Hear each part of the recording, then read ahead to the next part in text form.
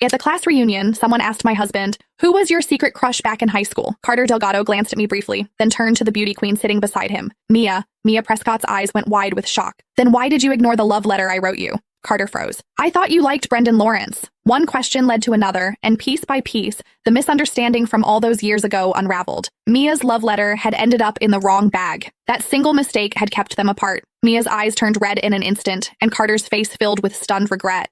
The people around us started making snide remarks. "Come on, how is that dramatic? A love letter that just happened to end up in the wrong bag? You don't think someone might have switched it on purpose?" The air went dead. Every pair of eyes in the room turned to me. Most of our classmates had no idea that Carter and I had been married for 5 years. All they remembered was that I was the ugly duckling who'd shamelessly chased after Carter Delgado back in the day. I turned to look at him. I wanted him to say something. Anything. Even just one sentence, that he was the one who'd pursued me. But he said nothing. Just like the rest of them, he stared at me with an unreadable expression.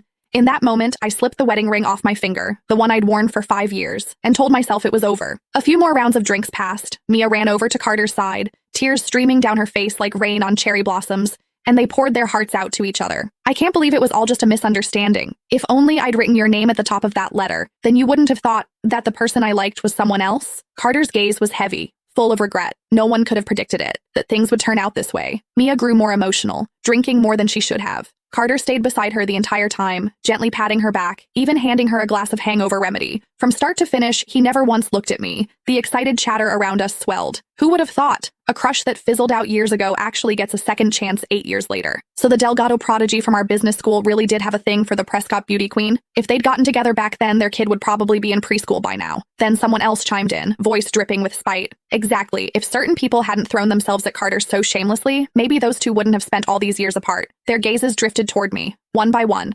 Not quite direct, but impossible to miss. I clenched my fists, pressed my lips together, and said nothing. The whispers continued. Then one of the more outgoing classmates slid into the seat beside me, leaning in close. "Serena Whitmore, was it you? Tell the truth. Did you swap the love letter on purpose so those two would miss their chance?" My expression turned cold.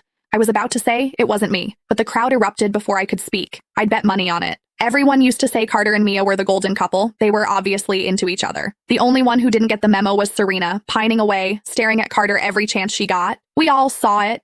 The second evening study hall ended. She'd drag him out to the track field. Who knows what other stunts she pulled. Swapping a love letter? That's nothing for someone like her. Obviously she did it. Do we even need to ask? None of them knew that Carter and I were together. 8 years as a couple, 5 years as husband and wife. They only remembered that I used to hang around Carter a lot. They assumed I was the one chasing him. A lovesick nobody reaching for someone out of her league, desperate to land the golden boy, but they didn't know the truth. From the very beginning, Carter was the one who pursued me. He was reserved by nature, never one for public displays.